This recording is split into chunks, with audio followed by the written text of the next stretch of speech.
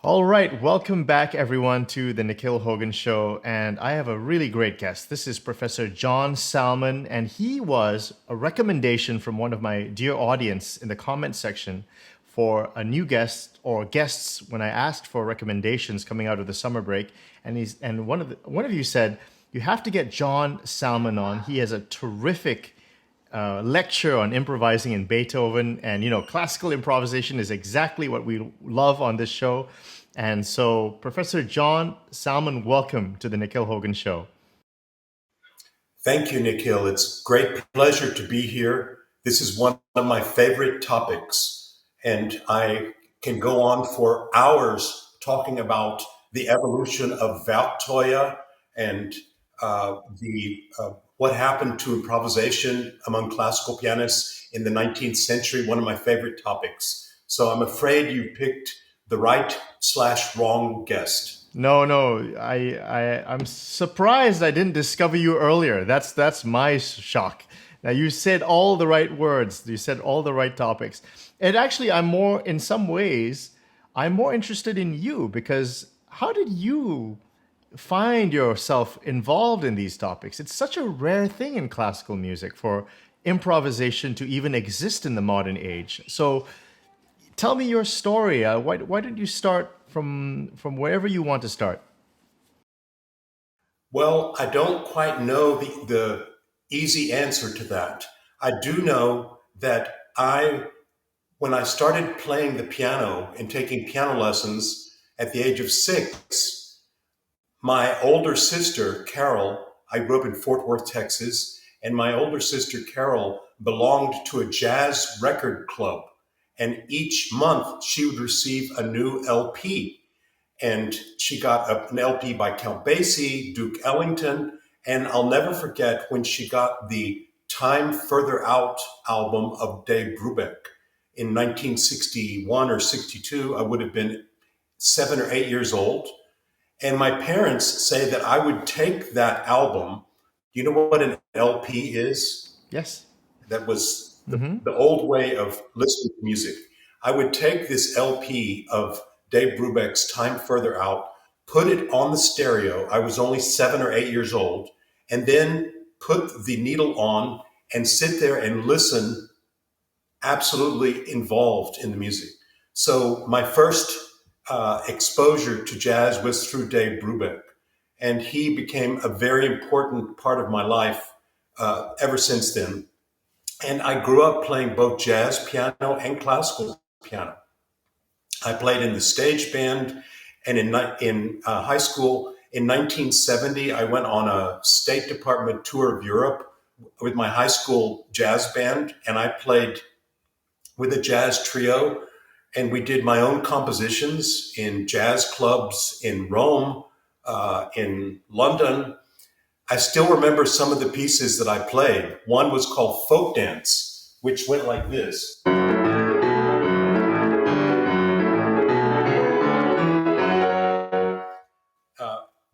don't know if you could hear that, but anyway, I was both a classical and a jazz pianist. And I remember that I actually thought about majoring in jazz instead of classical. And growing up in Fort Worth, of course, Denton, Texas was just a short drive away. And the University of North Texas had a great jazz program. So I briefly considered going to North Texas to study jazz. But for some reason, I kept on the classical route. But I've always been a composer and an improviser. And it wasn't until about 30 years ago that I started to inquire into the idea of improvising in the classical idiom. And that brought out a lot of topics and a lot of research. Wait a Have I second. spoken enough? Wait a second. There's a lot to unpack here. I mean, I want to ask questions like, what did your classical teacher think of your jazz predilections? Or for instance, how did you, because in some senses the modern classical style, play fast, memorize, no mistakes, and comparing that with jazz, which is, you improvise, you compose, you play in an ensemble. They're two different paths. Did your brain have to separate I'm playing classical now, it's a certain way. I'm playing jazz now, it's a certain way. How did you balance that as you were developing? Well, I didn't. My classical teachers never asked about my jazz inclinations. And when I went to classical lessons, I did what I was supposed to do. I had the right fingering, I had the right hand position, I practiced scales, technique. I had a classical upbringing, and they had no interest or curiosity as to the intersection between improvisation, no interest in what musicians used to do before the 19th century. Um, it was do only what is, and also there was a kind of unspoken obligation to do what's on the score. Nur was geschrieben wird, only what's written. I don't know why I said that in German, except that the Germans have a lot to do with this Yes. trajectory of the Werktreue. Oh, remind me to talk to you about the Leipzig Conservatory in 1843. That's another Okay. big topic. Okay. Can I ask you about, you said they weren't interested. Were they hostile, or did you ever hear No, your classical it colleagues was, say, I don't like that, that's disrespectful, or were they just not interested? Like, just it wasn't a topic at all? well, it was just not in the realm of discussion. If I went in and I was playing a Beethoven sonata, we would talk about Beethoven sonata. And if I played a Bach fugue, we only talked about what was in the score. Nur was geschrieben wird. There again, I go in German. Only what's on the page. And and this whole idea that as a classical musician, you do only what's on the page. That's a very big topic. And that's at the heart of the Werktreue discussion that Lydia Gurr uh, articulates in her articles from 30 plus years ago. Well, so did you, as this young student, ever ask yourself when you were playing Beethoven, playing Bach, playing Chopin, what were these composers like? Were they like, were they was are they were they like my teacher, or were they like the other classical pianists I see today? Did it ever think, like, how did they come up with this music? Was that like ever? And I'm sure you have to do some sort of classical theory, right? And when you were doing classical piano. Oh, yes. I remember that when I was 11 years old, my parents hired music theory professor to give me private theory lessons in harmony and counterpoint. And this man was very much, uh, according to the old school, I remember the first thing he gave me were the four cardinal rules of harmonic uh, progressions. And one of the first ones was no parallel fifths, no parallel octaves. And I can remember playing pop music um, that had parallel fifths. I mean, if you're playing pop music, you play,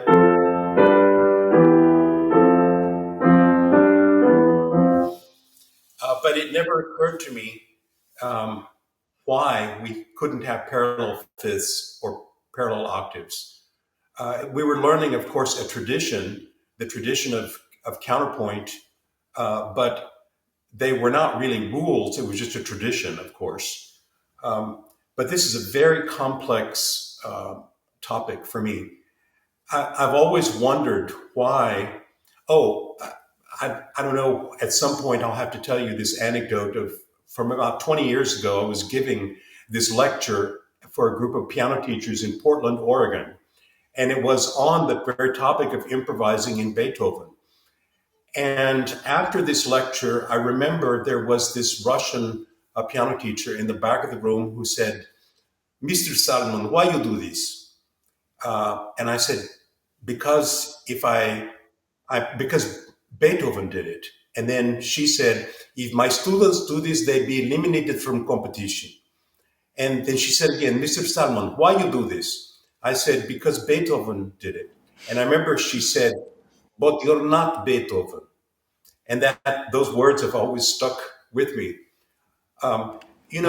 know, And she's about not, five and years ago, that's like a representative sample almost of an attitude. I mean, that attitude is not unique. I mean, it's like, yeah, well, it's so it's the prevalent attitude. I remember exactly. 5 years ago judging for the North Carolina Music Teachers Association, and I was given the rules, the guidelines, the judges' guidelines, and one of the guidelines was uh, adherence, fidelity to the score.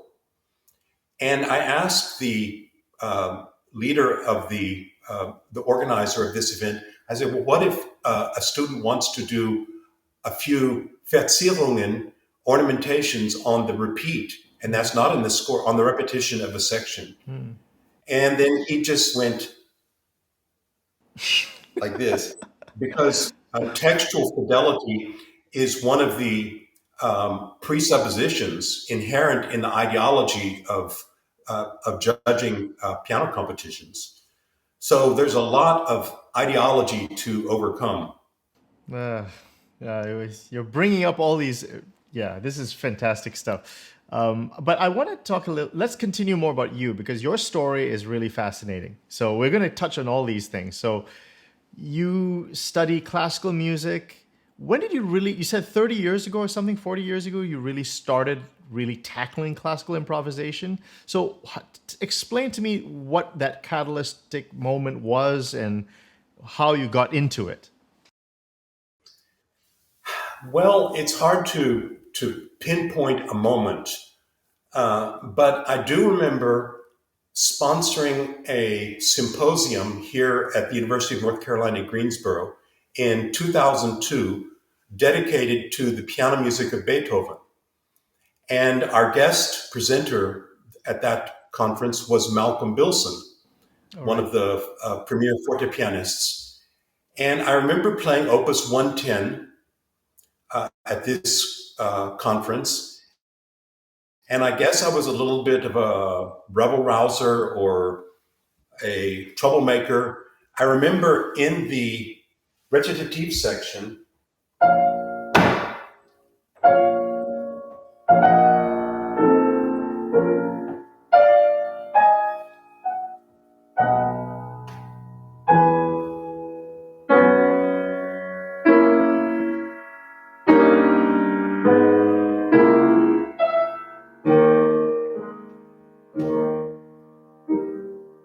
I did this.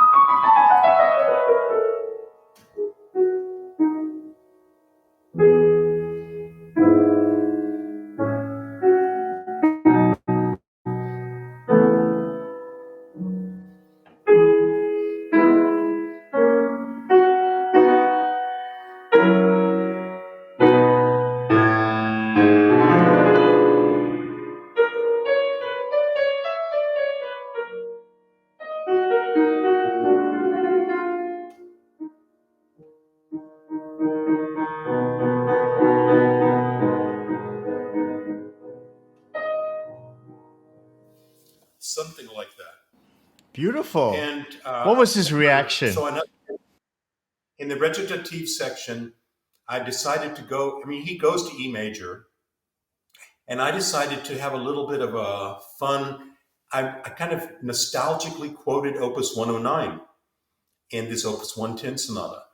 And I remember asking Malcolm what he thought about it later, and he was actually very happy that I did that. He said that's exactly the sort of thing people should do. His only critique of my performance of the Opus 110 sonata was when I got to the Klagende Gesang, this part.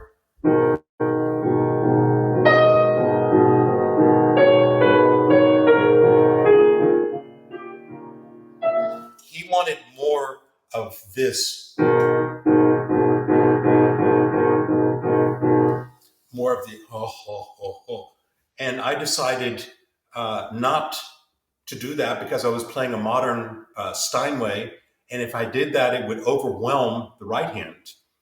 Um, but he was all too very happy and supportive of the idea of improvising.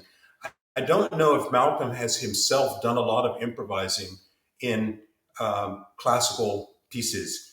Robert Levin, on the other hand, has done quite a bit. Have you interviewed Robert Levin? I did, yeah. I think it was 2019. It was a great interview. Yeah, it was. He was saying many of the things you're saying. He's one of my inspirations. Well, Malcolm is too, and I'm forever engaging with uh, forte pianists and historical performance people. Even though I don't play the forte piano, I read treatises like this, and I'm always discussing uh, the latest. I nitpick at Leopold Mozart's Violinschule. I go through C.P.E. Bach's Versuch über die wahre Art, das Klavier zu spielen, the treatise on playing the keyboard instruments. Hmm. And I'm a weird guy. It's kind of like an atheist who's arguing with theologians because I don't play the Stein or Graf or Walter forte pianos, but I'm very influenced by that sound. So I think Malcolm was right when he told that I had to have more of a klagender Gesang in the left hand of that arioso dolente. Well, let me ask you this, Professor Salmon. Did you? Well, there's two things. The first is you've already kind of laid out that you do a lot of research. You do a lot of your own work. You work at this. It's a craft. Did you? Could you walk maybe my audience? How did you put that together piece by piece? I mean, how did you start off doing this? Well, I'm sure it wasn't as fluent as you just did it right now. But how did you start off? What was your beginning steps like? You mean to derive inspiration from historical No, treatises? the actual improvisation, like the actual extemporization. I don't know. It's a very gradual process. It's happened very gradually. I mean, there's certain key moments, and that was one of them in 2002 when I decided to give a lecture on improvising in Beethoven. Oh, I don't know if you've seen that lecture that's on YouTube. I gave another iteration of that lecture Hmm. that's on YouTube now. It was recent, in which I encapsulated all of my points about improvising in Beethoven. It's a very thorny issue. You know that most ideology that has to do with interpretation of Beethoven is built on that one statement from Czerny when he said that you are not to change or alter any notes when performing the works of any of the great masters, but especially Beethoven. And of course, he had his hand slapped in 1816 when he dared to put in some kind of Verzierung, fantasy Durchgang in one of Beethoven's pieces, and Beethoven wrote him a letter and said, "You'll forgive a composer who would prefer to hear his Hmm. works performed as written." So that became a kind of change, a moment for Czerny. Now, this is a huge topic because Czerny himself had written a treatise on improvisation in the late 1820s, early 1830s. But then after that, he goes on to say, but when you're playing Beethoven, you cannot change notes. You cannot change or add any notes. Even, you know, places that would have been um, like, we see in the, I mean, that's a place where if there's a fermata on a D set, on a dominant seven,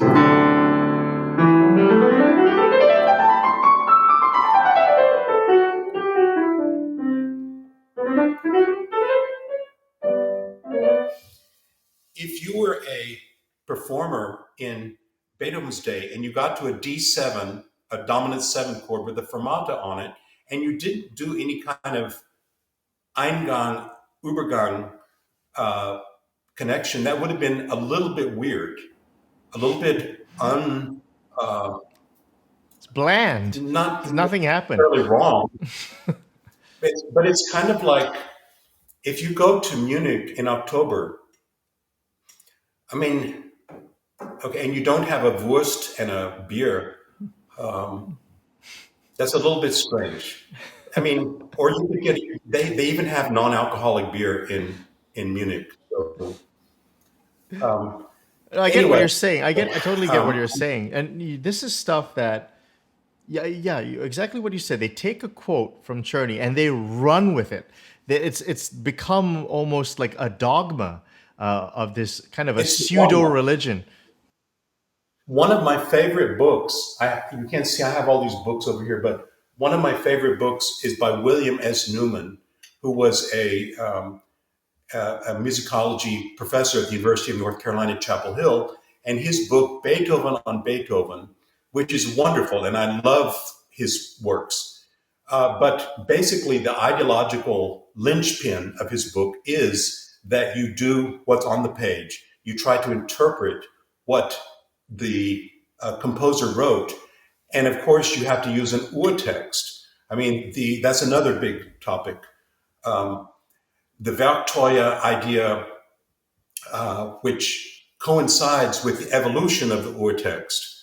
The urtext, of course, was a German concept, and it coincided with the German attempt to establish national identity.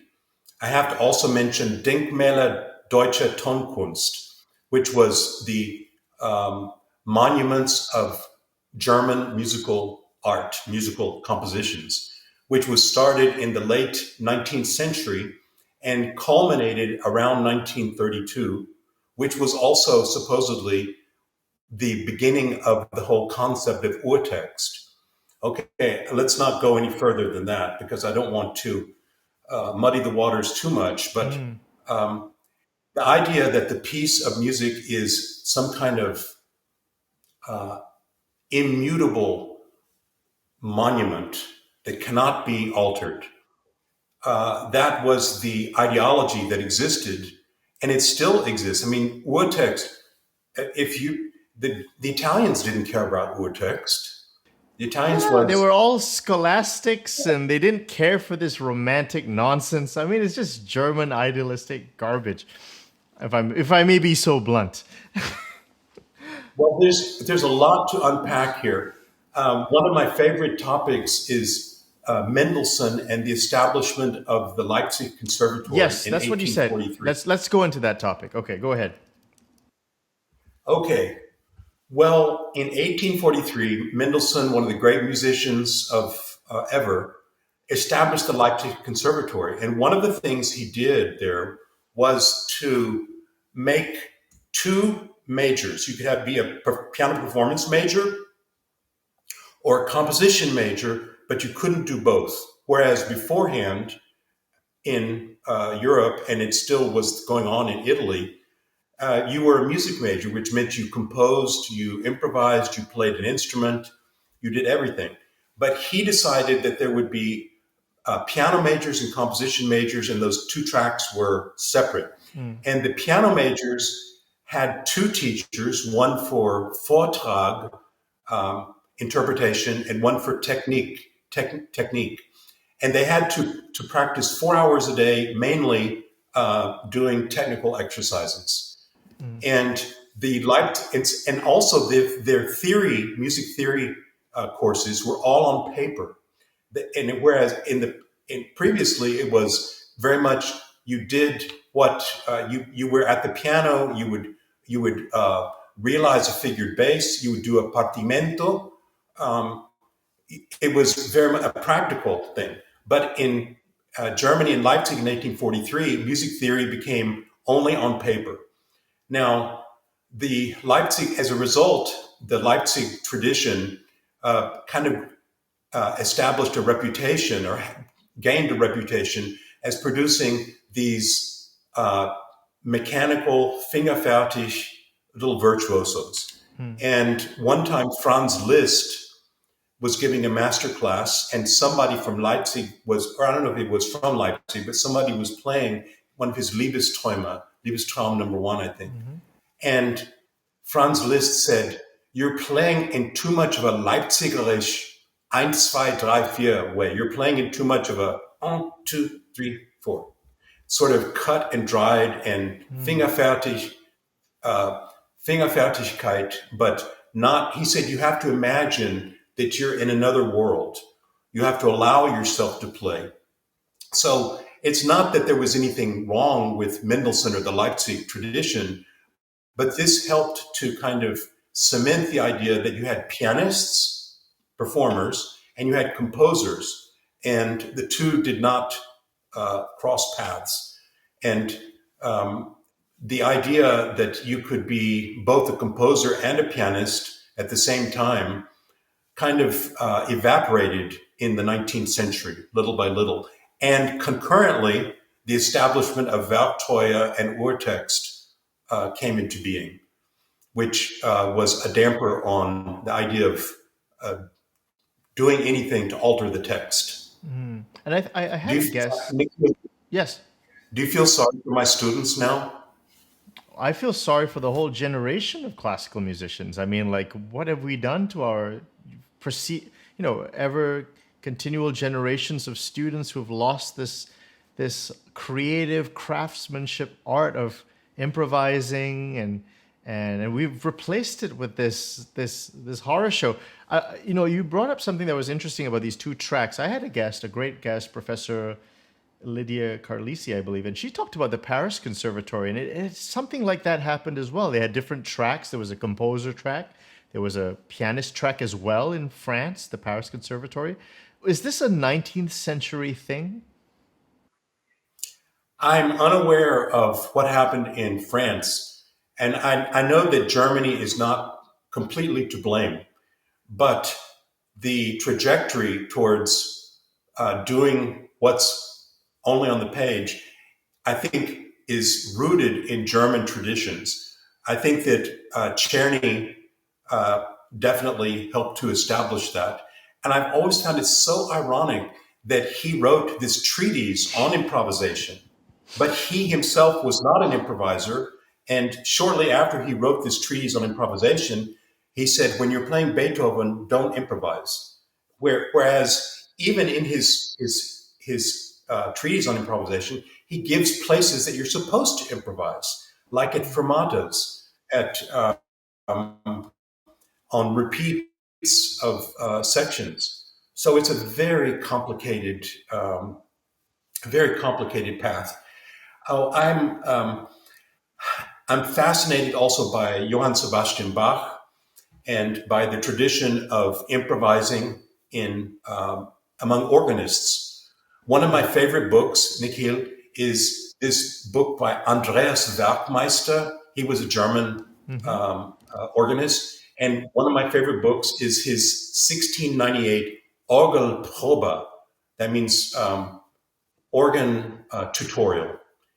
And he talks about how to play an organ, how to manage the stops. And he also gives other practical advice, such about how to get a job as an organist in 1698. And he says, if you're trying to get a job as an organist at a church, you need to be able to harmonize chorales, play French chanson, and play beer drinking songs.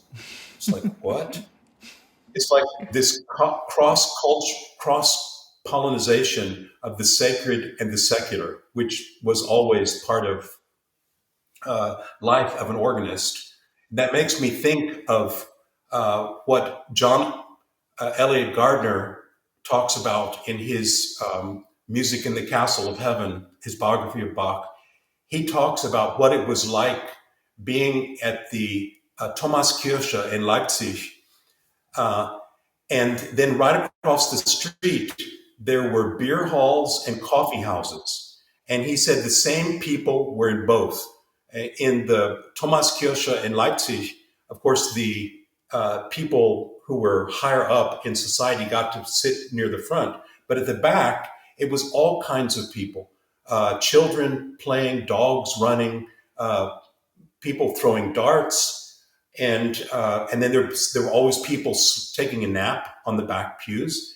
And he goes over to the culture of the coffee house, and it was the same group of people, dogs running around. So basically the sacred and the secular were very much attached. You said the magic word just now that we're Partimento. This whole channel is obsessed with Partimento ever since I discovered it in 2019. What does that word mean to you? I mean, you were probably already improvising, but did that word have any significance to you in your research and in your own private studies and your teaching? No, it had no meaning. In fact, I don't think I even knew the word until about 20 years ago. Um, I knew how to do a figured bass. I had seen basso continuo. And of course, as a jazz musician, I knew how to read lead sheets. And this idea of reading lead sheets is very much related to the fulfillment of Partimento, because you have to know harmonies and you have to know which harmonies, how the harmonic system works. And I actually started a course at UNCG, that's the University of North Carolina, Greensboro, where I teach, called Keyboard Harmony. And it's a requirement for all of our piano majors, undergraduate piano majors. And the first semester is basically an overview of the most common diatonic progressions used in tonal music in the texture of SAT in the right hand, B in the left. So they have to be able to do in every key. And then they have to also do some kind of textural, stylistic, compositional variant. So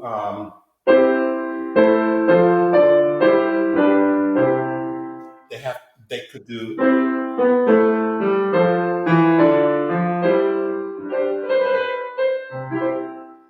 I love this progression.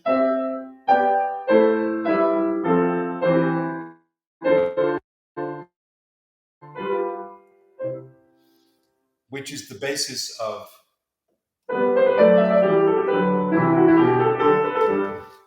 Beethoven Opus 79. It's also the basis of Opus 109 and Chopin.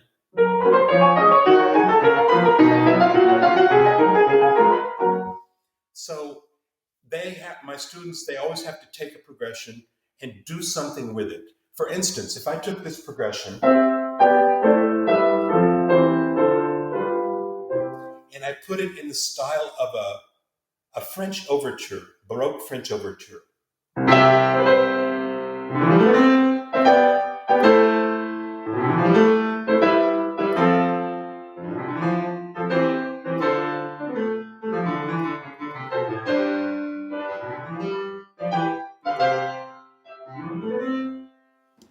Oh, And I could do it in the style of a pop ballad. Okay, I'm not a singer, but I'm going to make up words to a pop ballad.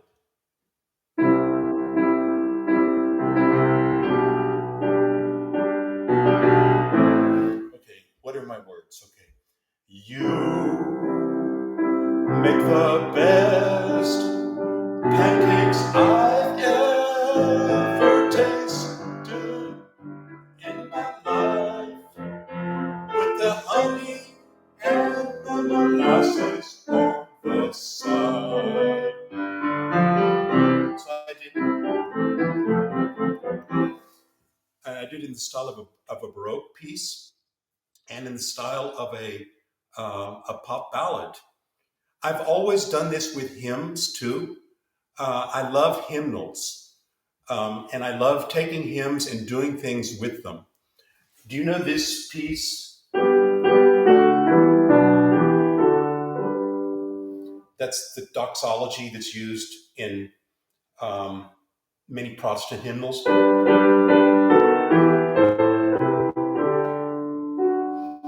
Well, I can play that in the style of a Baroque dance in 3/8. Okay.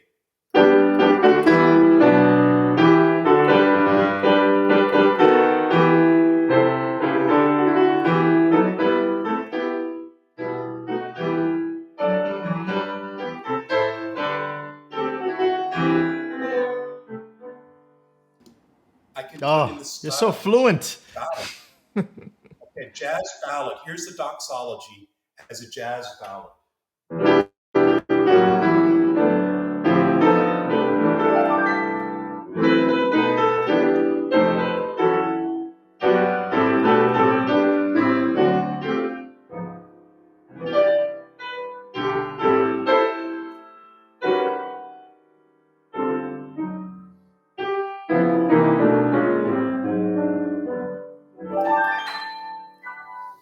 I would be excommunicated from some Oh yeah, no, not churches. not in liturgy, but maybe a concert.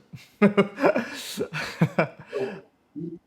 so do you feel sorry for my students now? I don't feel sorry for your students. I think your students, I mean, I can't speak for them, but if I were a student, I'd be very thrilled to have a teacher like you who demonstrates, who's practical, is clearly very fluent at doing so many things musically, a very fluent musician. A thorough musician. It's rare to find someone like that. I have a question for you now, which with regard to the things that you demonstrated. Now, I feel a lot of modern classical students get hung up on the classical modern theory. Like that's just my perception. A lot of the things you've shown are very logical movements, very practical. You don't really need to say much. Just do it. You can demonstrate it. Do you find sometimes that modern theory can get in the way of things like that? Like, oh, it goes there and that, and you get hung up on the theoretical side. And I understand theory has many different camps. There's the Partimento camp, there's the Roman numeral camp, there's the functions and the Schenker and so on and so forth. But what do you think about theory? Maybe as that topic we should get into. Well, every time I see one of my colleagues, a music theorist, in the halls of my school, we start some kind of argument, but it's a very happy argument. I say, so who invented the French augmented sixth chord? And why is this one French and this one is German and this one is Italian? Um, I'm a kind of closet theorist. I love looking at things, but sometimes music defies theory. I had a student who was playing this the other day.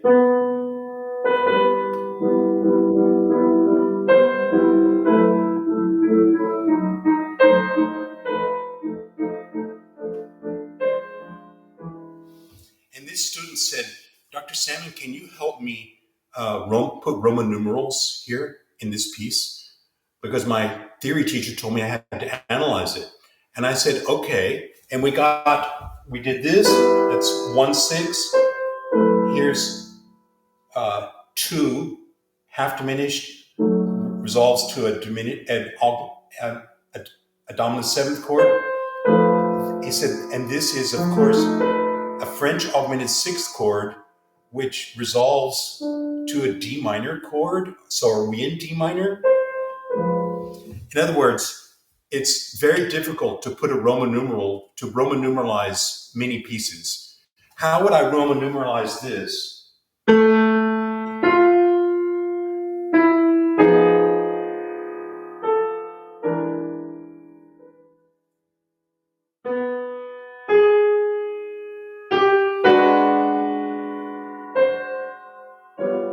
Rule of the octave. What key is Wagner in? And of course, this whole idea of evading and transcending rules has existed for a long time. One of my favorite quotes, which I just found, is by, okay, let me get up. I wrote it down just a second. Sure. Okay. There's a guy who was named Ernst Ludwig Gerber, who was a German musician. And one time he was commenting on Beethoven's works. And here's what Gerber said in 1817: the madder, the better. This is an endless straining after distant keys and modulations, inharmonic deviations, ear-splitting dissonances, and chromatic progressions. An incessant process and without respite for the listener. In such a way, we hear and play nothing but fantasies. Our sonatas are fantasies, our overtures are fantasies, and even our symphonies, at least those of Beethoven, are his, like they're fantasies. So, in other words, people could not understand what Beethoven was doing. Um, it was sort of like Beethoven was also a rule stretcher, a rule breaker. I mean, are we supposed to go to F? Are we supposed to go to G major at the very beginning of a sonata in C major? And then are we supposed to go to B flat major, or is it F major?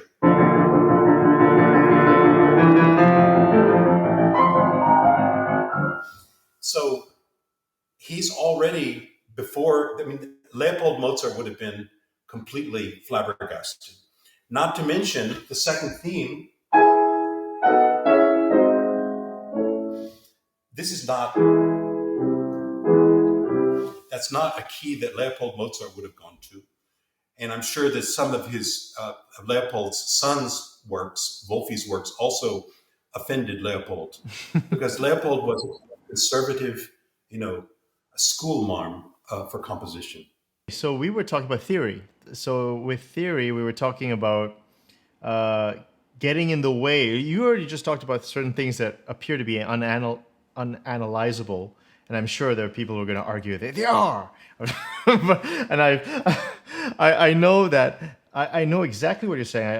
I do actually really believe that what you do is a lot more practical because you just get the sound and do you feel that this helps students the word audiate, like for instance when you know the patterns and you can see them in the score, you're aware of them when you improvise on them. Is that a great kind of ear training, like a sense that you really can recognize it, and it's not a really sometimes ear training exercises can be like almost artificial in a laboratory, whereas this is you get your hands dirty in the music and you hear things. Like you said, you hear different styles, you transpose. Maybe that's not the best word, but you take a pattern and you shift it in different styles, different genres. Is that very good for the ear? How do you feel that that contributes to a student's ear training?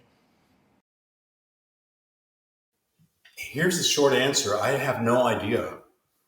I never took ear training.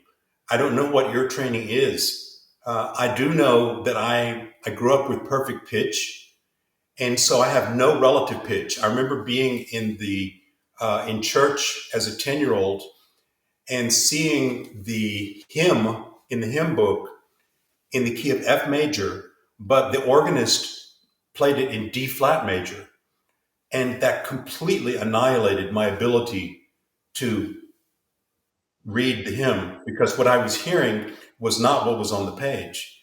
So I have no relative pitch. Uh, Ear training, I don't know. I think ear training is, of course, based on systems. I mean, ear training will say, okay, you have to know what a perfect fifth is.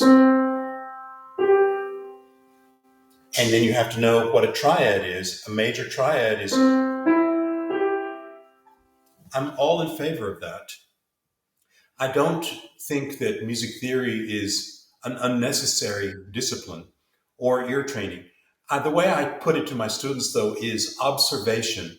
Let's observe all the things we can about this piece.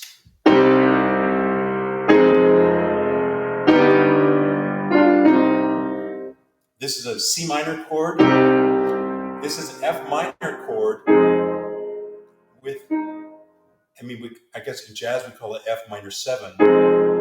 This is a G augmented triad, but we also could call it in jazz G13, G flat 13, G7 flat 13.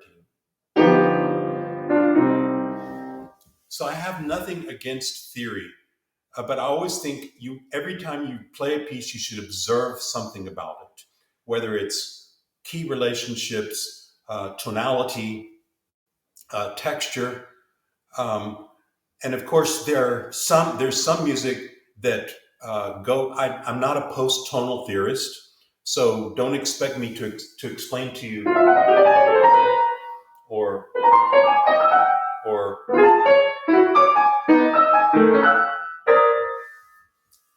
I don't know about pitch class sets. Don't ask me about that.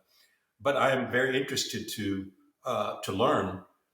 I think that as a going back to uh, the Leipzig Conservatory in 1843, that kind of set the trajectory of the preparation of a pianist. Is you go and you do what's on the page, and then you repeat, you repeat, you repeat, you repeat. And there was kind of like, don't think, just do it. And there was kind of you dissuade students from probing. I remember looking at some exercises. I think it was Hannen exercises one time that it said 16 Mal wiederholen. So you would do a little exercise, and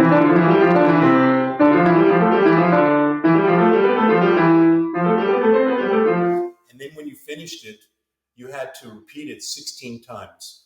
So don't you feel sorry for those students' parents who had to listen to that? 16 Mal wiederholen. No, no, no, no, no, no. I think it's better not to repeat mindlessly, but to think about what you're doing and to try to observe things, whether it be a theoretical or just maybe say, oh, this key reminds me of something very sad.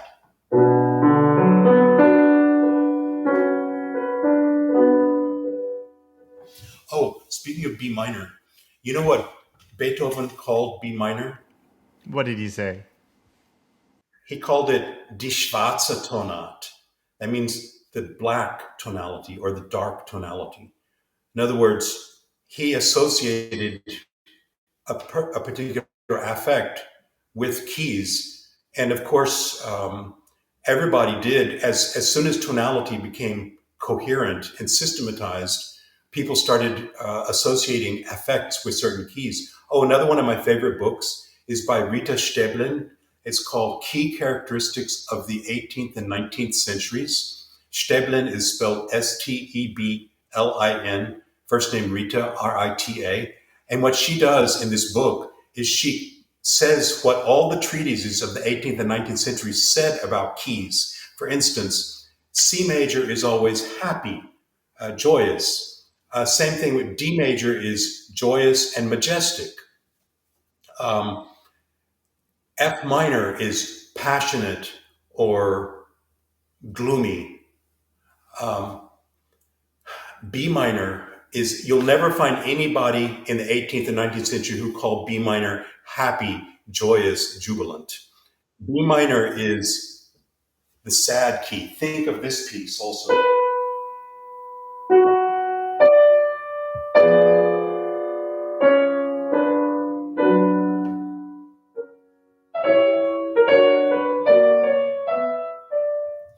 That's the Adagio in B minor by Mozart, one of the saddest pieces I know.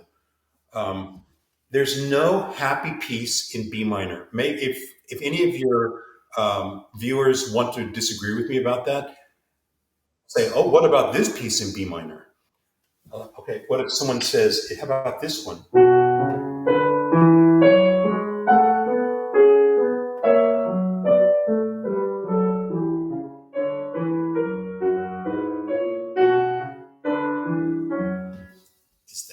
That's not happy. Oh, I got one. How about okay? It's a minor key, so it's not going to be happy. It's a minor key, but Bach's Badineri. You know I don't know if I said it right. The for the orchestral suite. You know, in B minor. Oh yeah, that's a good example. Is that in B minor? Yeah, I think it's I think it's B minor. Is that the piece that you're thinking of? Yeah, exactly.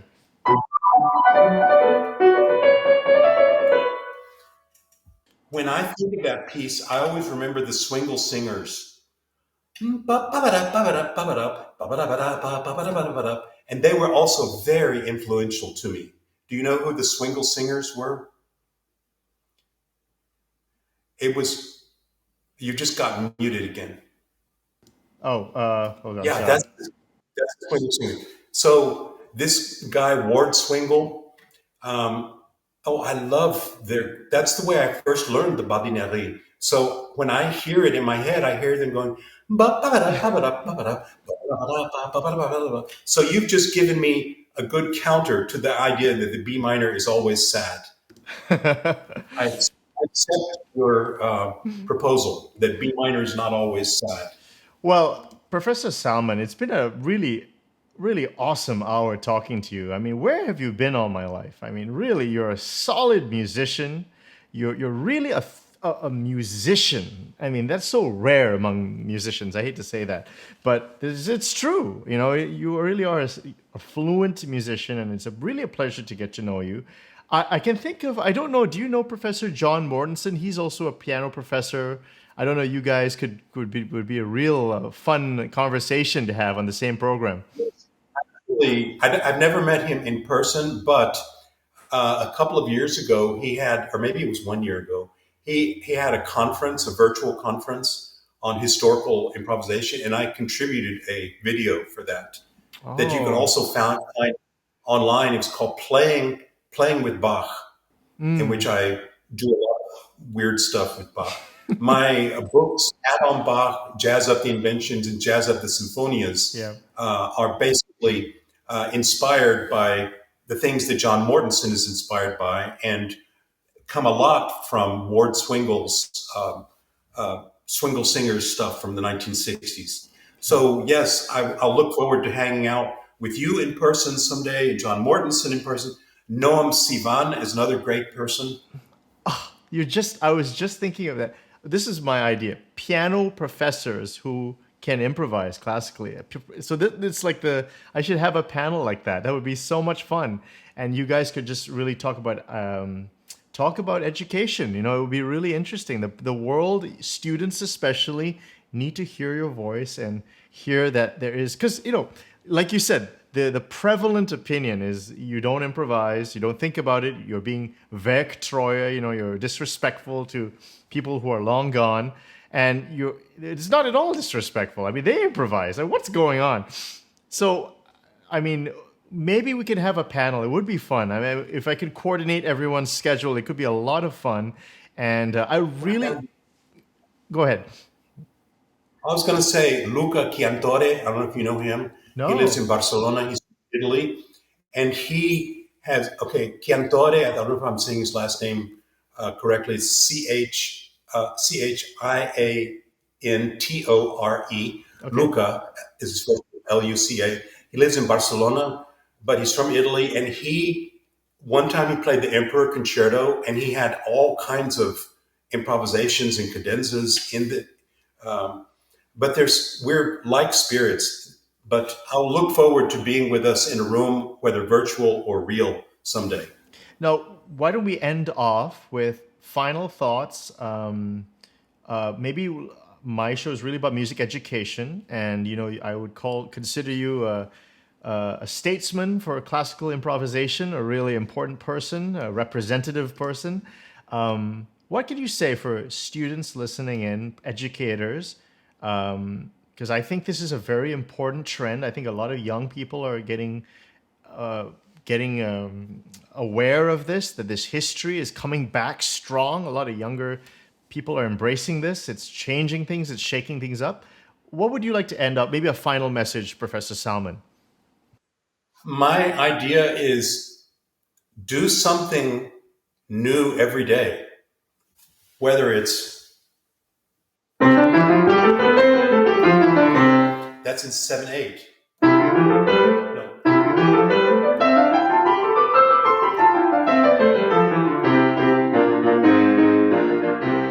So I did a scale in 7/8 meter. I mean, that's new. Or take a piece that you know and do something new with it. Like, how about if you did it as a 3/8? Uh, in